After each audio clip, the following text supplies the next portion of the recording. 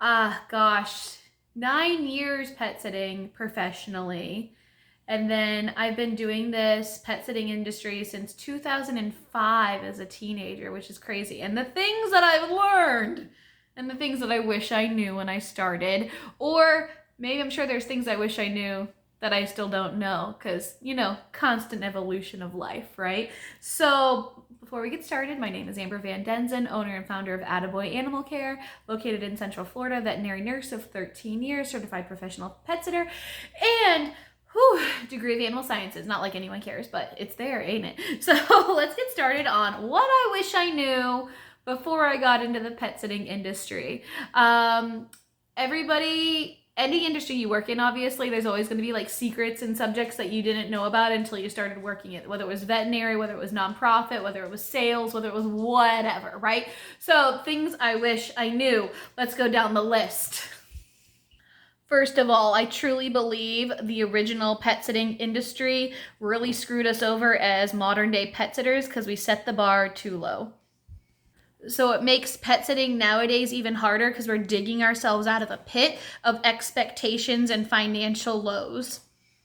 Realistically, pet sitters should be charging at minimum $1 per minute that they're actually at a pet sitting service, and then including a booking fee for all overhead costs for starting and beginning and scheduling that service, in my opinion. 2, I really didn't know the true overhead costs of owning a pet sitting company. Between business insurance that is specific towards animals, bonding, state licensures, or business tax licenses as they call it, county and city, and all that fun stuff in between, it is way bigger of a huge chunk than I ever expected, especially when I started covering employees. 3, I really thought I was timing. I really thought I was getting out of the era of working nights, weekends, and holidays. What? Am I an idiot? Of course, those are our busiest times as pet sitters. As a veterinary nurse, those are our busiest times too. I should have assumed, right? But I didn't. If you don't have a manager or assistant that's overseeing the visits for you, that means that's going to be your job. And that means you're going to be up from, if not 7 a.m., definitely 8 a.m. till 10 plus p.m. Monday through Sunday when you have services, because you need to make sure all those visits are getting checked in and checked out and reports being sent and need to be there for emergency backup and all that fun stuff. Oh, the anxiety is crippling because I had so many nightmares that I literally thought I was at a pet sit and like some catastrophe occurred or a fake visit that I thought didn't happen, and I wake up and like cold sweat and freaking out and having to check my rosters and reports and everything to make sure nothing got missed because my brain created these crazy scenarios. I'm sure that's not everybody, but it was definitely me. Anybody that's in the pet care industry that says they're trying to help you wants your money, of course. And that's with any business, of course. But whether it's a professional organization or coaches or services or supplies or whatever, their job and their business is to make money off of pet sitters. And us pet sitters is to make money off of our clients. So take whatever they say with a grain of salt, because a lot of times it is sponsored content or they're making a profit off of recommending those people, or those people are paying for ad space that they're recommending, all that fun stuff, whether it's from a nonprofit organization, for-profit organization, independent person, whatever. Everybody is making a profit off of usually whatever they recommend. And as pet sitters, we probably are too. Everybody has a stupid strong opinion on how your business should be run, including your clients. Let's remember that it's your business and you have policies and procedures for a reason, and there will be always somebody that's trying to get away with not following them because they think they're better than it. And you need to be very mentally prepared at being called every word under the sun and telling every person telling you how horrible you are. While on the other side of things, you're going to have that angel of clientele that think you're amazing and wonderful and all that fun stuff, and you really need to be able to breathe through it and not take it to heart, which is really harder to do than actually saying you're gonna do. If you don't have a good tax professional, get one. If you don't have a good, business books person, get one if you don't have one already. I've seen companies that trusted their businesses to their bookkeepers and tax people and got screwed because they didn't submit things they were supposed to, they did things wrong, etc., or they were never informed of certain things. Like, I've heard of pet sitters that didn't know that they could take off the credit card fees as a tax deduction. Like, hello, yeah. So try to find somebody, if possible, that is aware of service-based industries, or even if better, pet sitting industry companies, and have them provide you a list of everything that's tax deductible and how much of a percentage it is. Sometimes it's 50%, sometimes it's 100% tax deductible, and make sure you get that list so you can plan from the beginning what you choose to purchase and how you choose to run your business. And never trust anybody. Make sure you're always following up and always comparing and always looking for the best option for your business. It's not about making them feel bad, it's making sure you and your company survive. Most companies don't make a profit for the first 3 to 4 years. So that means you may not truly get paid for 3 to 4 years if you don't do things right. And I didn't. So I didn't pay myself literally a dime pretty much for 3 to 4 years of starting this business. Would I do that now? No, but it does happen, especially with expenses and out-of-pocket costs. The government also expects most businesses to not make a profit after overhead, but after 3 to 4 years, you need to show some type of profit on your taxes, or the probability of getting audited is very high. Highly research independent contractors and employees if you choose to hire staff.